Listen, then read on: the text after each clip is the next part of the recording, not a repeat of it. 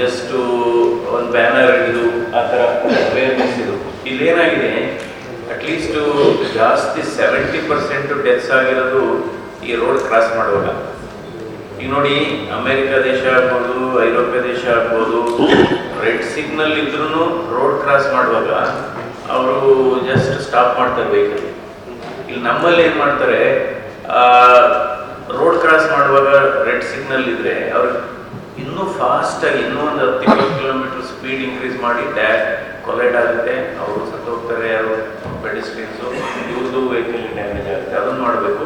ಇನ್ನೊಂದು, I think it is very serious issue. ನಾವು ಕೊಟ್ಟರೆ ಇದು ಇಲ್ಲೇ ಒಂದು ಅಭಿಯಾನ ಸ್ಟಾರ್ಟ್ ಮಾಡೋಣ ರಾಮನಗರ ಜಿಲ್ಲೆಯಲ್ಲಿ.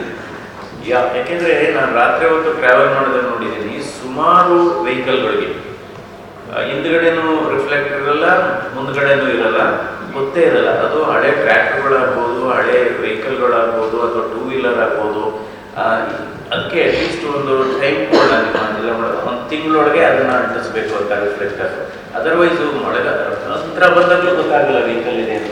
ತರಕಾರಿ ತಗೋತಾ ಇರ್ತಾರೆ, ಇನ್ನು ಕೆಲವು ಮರಳು, ಕೆಲವು ಈ ಮೆಟಲ್ ಇದು ಇನ್ನು ಕೆಲವು ಈ ಟ್ರ್ಯಾಕ್ಟರ್ಗಳು, ಆಮೇಲೆ 2 ವೀಲರ್ಸ್ಗಳು, ಅದನ್ನು ರ್ಯಾಂಡಮ್ ಆಗಿ ಚೆಕ್ ಮಾಡಿ ಅಂದರೆ ಒಂದು ಅವೇರ್ನೆಸ್ಸೇ ಕ್ರಿಯೇಟ್ ಮಾಡಬೇಕಾಗುತ್ತೆ.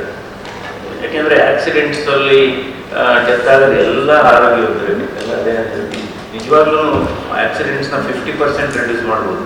ಆಮೇಲೆ ಏನಾಗುತ್ತೆ, ಅದು ಮಳೆಗಾಲದಲ್ಲಿ ಇನ್ನೊಂದು ಸಮಸ್ಯೆ. ಮಳೆಗಾಲದಲ್ಲಿ ಗೊತ್ತೇ ಆಗೋದಿಲ್ಲ, ವೈಪರ್ಗಳು ವರ್ಕ್ ಸರಿಯಾಗಲ್ಲ, ಇದಾಗಲ್ಲ. ಅದಕ್ಕೋಸ್ಕರ ರೋಡ್ ಸೇಫ್ಟಿ ಡೇನ ನಾವು ಪ್ರತಿ ತಾಲೂಕಲ್ಲಿ ಹೇಗಿದ್ರು ನಿಮ್ಮದು ಇದು ಎಸ್ಟಾಬ್ಲಿಷ್ಮೆಂಟ್ಸ್ ಇದೆ, ಒಂದು RTO ಮೂಲಕ ಆಗ್ಬೋದು, ಇನ್ನೊಂದು ಪೊಲೀಸ್ ಇಲಾಖೆ ಮೂಲಕ ರೋಡ್ ಸೇಫ್ಟಿ ಡೇ ಅಂತ ಮಾಡಿ ಅಟ್ಲೀಸ್ಟ್ ರೋಡ್ ಕ್ರಾಸಿಂಗಲ್ಲಿ ನಮ್ಮ ಜನ ಇದು ಮಾಡಬೇಕು. ಆಮೇಲೆ ಈ ಡ್ರೈವರ್ಗಳನ್ನು ಅಡ್ರೆಸ್ ಮಾಡಬೇಕಾಗುತ್ತೆ.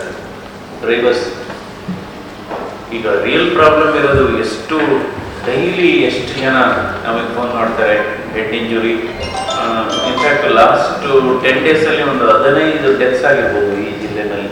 ಸರ್, ನಮಗೆ ಹೆಡ್ ಇಂಜುರಿ ನಿಮ್ಯಾನ್ಸಲ್ಲಿ ಬೆಡ್ ಕೊಡಿಸಿ, ಅಥವಾ ಅಲ್ಲೆಲ್ಲ ಸಿಗ್ತಾ ಇಲ್ಲ, ಕನಕಪುರದಿಂದ ಫೋನು, ರಾಮನಗರದಿಂದ ಫೋನು, ಅದರಲ್ಲಿ 99% ಡೆತ್ಸ್.